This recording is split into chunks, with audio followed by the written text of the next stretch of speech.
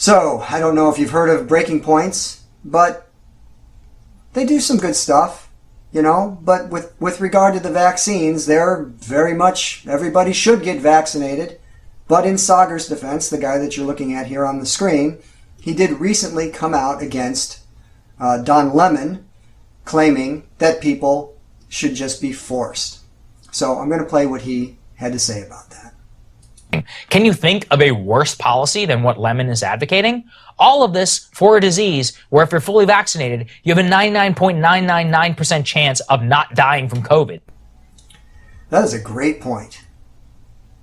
If you listen to what they're saying, go out and get vaccinated, and your odds of dying from COVID will go from whatever they are, depending on what demographic you're in, which is context they never provide, which I'm going to get into in a minute here.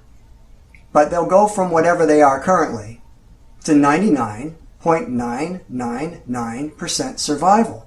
And that is ridiculous.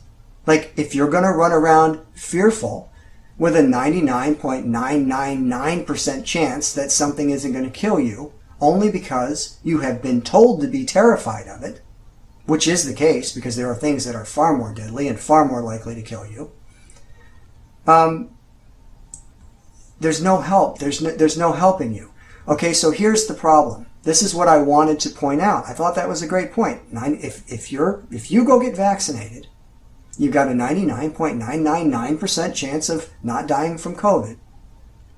But what I don't understand is, why is it that when the vaccine proponents go out and talk about how great that number is, I know why they're doing it, because they're trying to sell you a vaccine. But why is 99.998%, instead of 0.999, it's 99.998%, not good enough for unvaccinated children?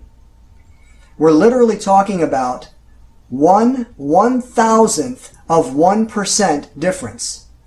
Yet the same people are going to try to convince you that children, people under 18, this statistic comes from the CDC, and of course I will link to it in the description so you don't think I'm bullshitting you. From the CDC itself, currently the estimated infection survival rate for kids under 18 is 99.998.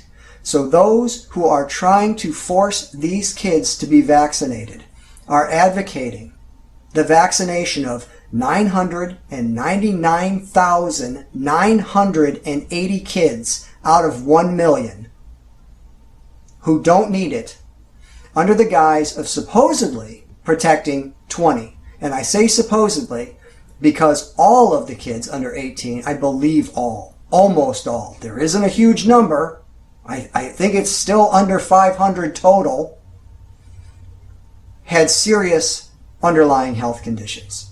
So it would be very easy to argue that they died with COVID and not of COVID. So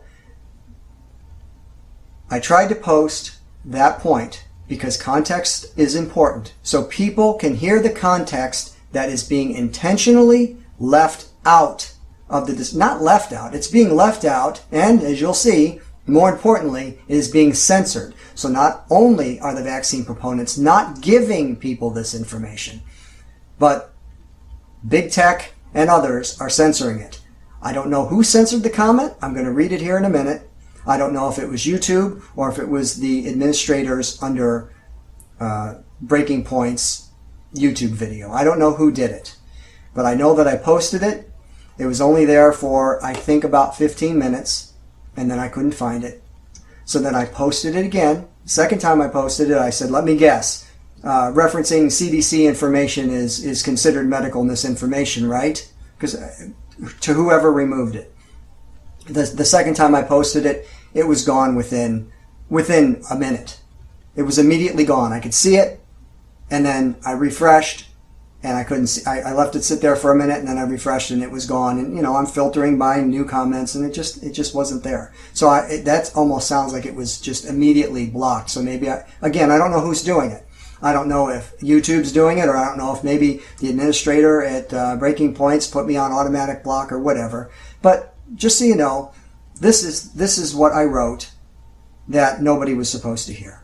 So I begin here by quoting what Sagar said. If you're fully vaccinated, you have a 99.999% chance of not dying of COVID. I reply, yep. And if you're under 18 and unvaccinated, you have a 99.998% chance of not dying of COVID. But by all means, let's force 999,980 healthy kids to be vaccinated under the guise of possibly protecting 20 of them. Does anybody seriously believe that that makes sense from a public health policy? And if you do, think of every other unnecessary medical procedure we could be performing on people. Everything from breast cancer to testicular cancer to depression to, think of anything that people could potentially be treated for in advance of that disease occurring because it might save some lives. And just completely dismissing any thought whatsoever of how many people will be undergoing that procedure for no reason. I got off track. That's not uncommon. Who actually believes this makes sense from a public health perspective? I'll tell you who. The drug companies, who'd rather earn, even if they're only earning $10 per shot, they'd much rather earn $9,999,800 for every 1 million kids instead of just earning $200. It's good for them. And it's also good for the media and government agencies that depend on the drug companies' drug money. Worst of all, those completely unnecessary vaccinations will lead to additional problems. Nobody's going to argue that. Is anybody going to argue literally that if you unnecessarily vaccinate 1 million people under the guise of potentially protecting 20, which itself is a dubious claim because those 20 that they're using as a reference that are presumed to be vulnerable, the ones that died all had serious underlying health conditions. Who's going to argue that you're not putting those 1 million people at risk of additional problems? Nobody. They shouldn't anyway. Okay? So, and then what happens? But what difference does it make? The drug companies aren't liable. So if they get their way, they not only make $9,999,800 out of every 1 million kids because they can mandate this drug, but if they cause problems, who stands to benefit from that? Who's going to create the additional drugs that treat the problems that are caused by this? That's it for the rant. But I will just say this. We have to be relentless. When they censor me, it doesn't stop me. I made this video. YouTube is going to show it to hardly anybody, and a handful of people will see it over at Odyssey, but at least I'm getting it out there.